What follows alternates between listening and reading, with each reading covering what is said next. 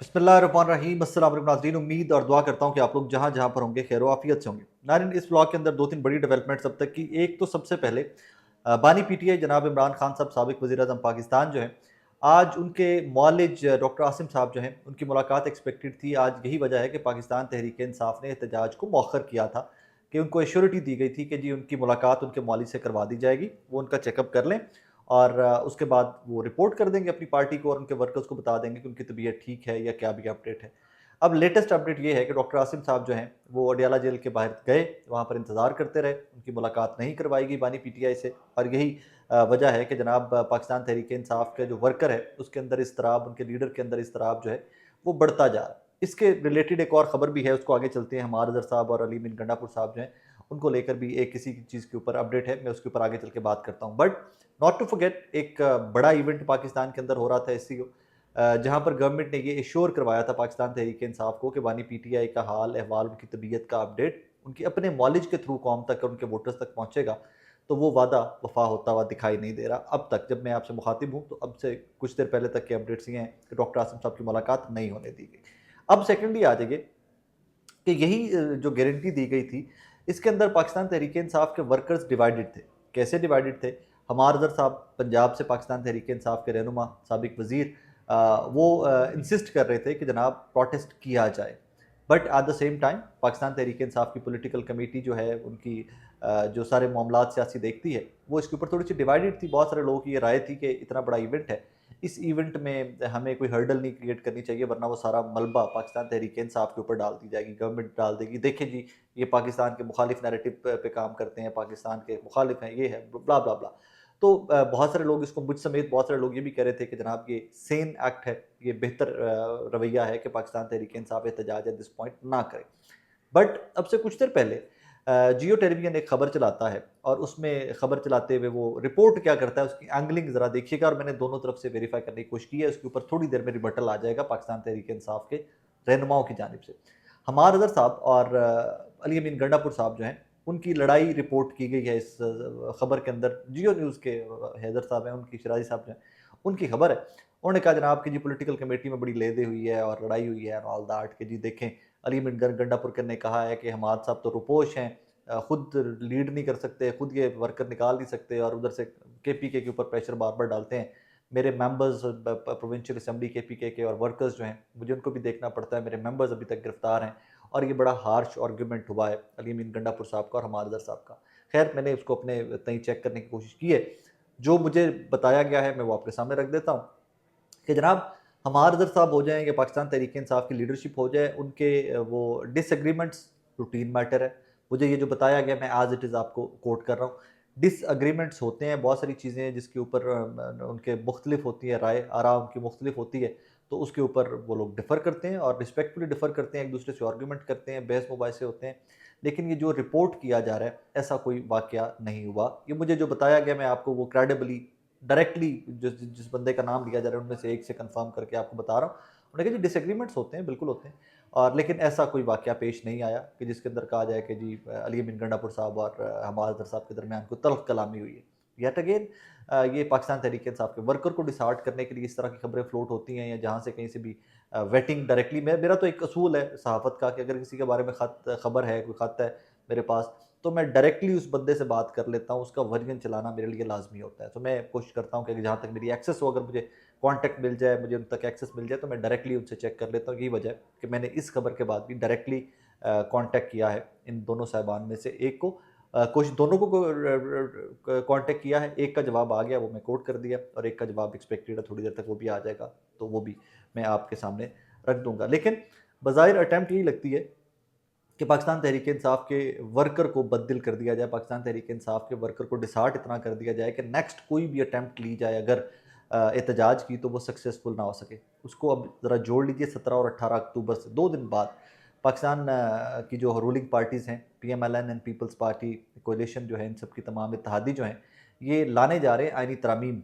इजलास बुला लिया गया है और इसमें बहुत ज़्यादा चांसेस हैं, वाज़ेह चांसेस हैं, it's in the air of Islamabad के आइनी तरामीम जो हैं वो आ रही हैं, और ये किसी ना किसी तरह से नंबर पूरा करके वोटिंग करवा ली जाएगी। 2 के 18 के ऊपर पीपल्स पार्टी ने सानिया कारसाज को लेते हुए मुखालफत की है कि या 18 से पहले वोटिंग रखें या 18 के बाद रखें, तो वो एक आधा दिन ऊपर हो जाएगा, 18 की जगह 19 हो जाएगा या 18 की जगह 17 हो जाएगा।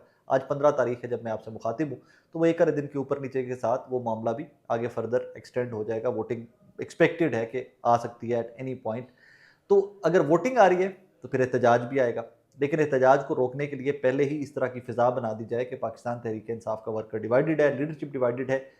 किसी हद तक मैं इस चीज़ से मुत्तफिक हूँ, इंफॉर्मेशन बेस्ड बात कर रहा हूँ, और ये मैं आपको क्रेडिबली इंफॉर्मेशन बेस्ड बात कर रहा हूँ कि जब अभी रिसेंट एहतजाज हुआ डी चौक वाला, जहाँ से अमीन गंडापुर साहब के पी असेंबली से नमूदार हुए एंड एवरीथिंग, उसके बाद KPK का वर्कर और KPK के लीडरान जिनसे मैं ज़ाती तौर के ऊपर मेरी बात हुई, उनका शिकवा एक था, वो मैं आपके सामने रख देता हूँ। उन्होंने कहा, जनाब कल की बात है, मैं कल ही ये बात कर रहा था उनसे, KPK से कुछ अपने सोर्सेज से कुछ लोगों से बात कर रहा था, तो मुझे ये बताया गया कि यार अगली दफ़ा जब भी कोई एहतजाज की कॉल होगी, हम एक्सपेक्ट करते हैं कि पंजाब की लीडरशिप हमें अटक पुल के ऊपर रिसीव करेगी। जब वो रिसीव करेंगे तो फिर KPK का क्राउड या KPK के लोग, KPK का वोटर, KPK का सपोर्टर, KPK का वजीर, KPK का MPA एहतजाज करने के लिए इस्लामाबाद आएगा।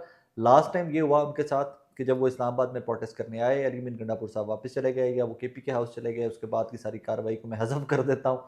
तो उसके बाद जो वर्कर थे उनको वापस भी नहीं जाने दिया गया था KPK। मुझे कल ये बताया गया कि वो 48 घंटे के लिए इस्लामाबाद में डिफरेंट मकामात पर छुपते फिरे, क्योंकि वापस जाने के रास्ते भी बंद कर दिए गए थे।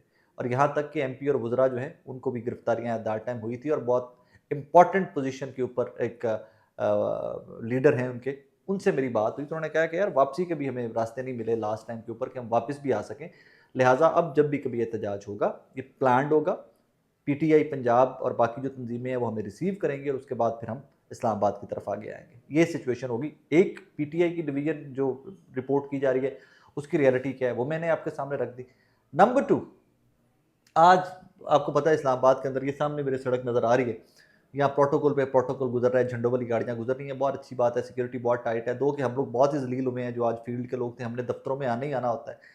जितना बड़ा इवेंट होता है हमारी जिम्मेदारी उतनी ज़्यादा बढ़ जाती है कि हमने मरना है, जीना है, हमने दफ्तर पहुँचना है। मैं कई किलोमीटर पीछे अपनी गाड़ी पार करके आज सुबह पैदल चलता हुआ दफ्तर पहुँचा हूँ, और 3-4 घंटे एक नाके के ऊपर इंतज़ार करने के बाद फिर मैंने गाड़ी वहाँ पे एक साथ बिल्डिंग थी वहाँ पर रिक्वेस्ट करके पार्क की है गाड़ी, और पैदल चलते हुए मैं दफ्तर आया हूँ। ना बाइकिया है, ना टैक्सी है, ना कुछ भी नहीं है, रोडें बिल्कुल वीरान पड़ी हुई हैं। अच्छी बात है, सिक्योरिटी होनी चाहिए, लेकिन इन्होंने हमें पासेस इशू किए थे। मैंने भी जाना था SEO की वो समिट कवर करनी थी, पासेस हमें भी इशू किए गए थे और वो बड़ी वेटिंग के बाद इशू किए गए थे, बट इवन देन उन पासेस का कुछ बना नहीं है। वो पासेस बेवकत हो गए आज के दिन के लिए, तो कल देखते हैं कि वो पासेस दोबारा किस हद तक वक़्त के काबिल हैं, किस हद तक वक़्त के काबिल नहीं। इस सारी समिट के अंदर एक चीज़ बड़ी खूबसूरत लगी मुझे, मुख्तलिफ मुल्कों के झंडे लगे हुए हैं। यहाँ पर वो मुल्क जो आपके और मेरे मुल्क के ऊपर, आपकी और मेरी कौम के ऊपर हर वक्त घटिया से घटिया इल्ज़ाम लगाता रहता है, उसका नाम हमारा हमसाया मुल्क है हिंदुस्तान। आपको पता है मैं माइल्ड किस्म का इंसान हूँ, मैं कभी भी एक्सट्रीम के ऊपर जाकर गुफ्तगू करने का, एक्सट्रीम के ऊपर कोई लाइन लेने का कायल ही नहीं हूँ। हिंदुस्तान आए दिन आपकी और मेरे मुल्क के ऊपर, हमारे ऊपर इल्ज़ामात की बौछार करता रहता है, और ये बड़ा खूबसूरत इवेंट है कि इसके ऊपर हम इंटरनेशनली बता सकते हैं लोगों को कि यार हम पीसफुल नेशन हैं। ये जो बकवास हमारे बारे में करता रहता है हमारा हमसाया, इट्स क्रैप। इसमें एक चीज़ जो बड़ी एंगलिंग जिसकी है खूबसूरत सी, ज़रा उसको आपने नोटिस करना है। तमाम ममालिक के झंडे लगे हुए हैं इस्लामाबाद के अंदर। जो डेलीगेट्स आए हैं, जिन ममालिक के सरबराहान आए हैं, उन ममालिक के झंडे इस्लामाबाद की सड़कों के ऊपर लगे हुए हैं। हम इन तमाम तर इल्ज़ामात, तमाम तर राइवलरी के बावजूद, तमाम तर ज़ातियात के ऊपर अटैक जो हमारे पाकिस्तानी कौम के ऊपर आते हैं, हम उनके बावजूद हिंदुस्तान को वेलकम कर रहे हैं। उनका फॉरेन मिनिस्टर जयशंकर साहब आज हमारे मेहमान हैं, हम उनको बड़े खुले दिल से वेलकम कर रहे हैं। हमारे वज़ीर आज़म, हमारी बाकी सारे जो स्टेक होल्डर्स हैं इस मुल्क के, कौम ने वेलकम किया हमको। हिंदुस्तान का झंडा लगा हुआ है आज इस्लामाबाद के अंदर, लहरा रहा है बाकी झंडों के साथ।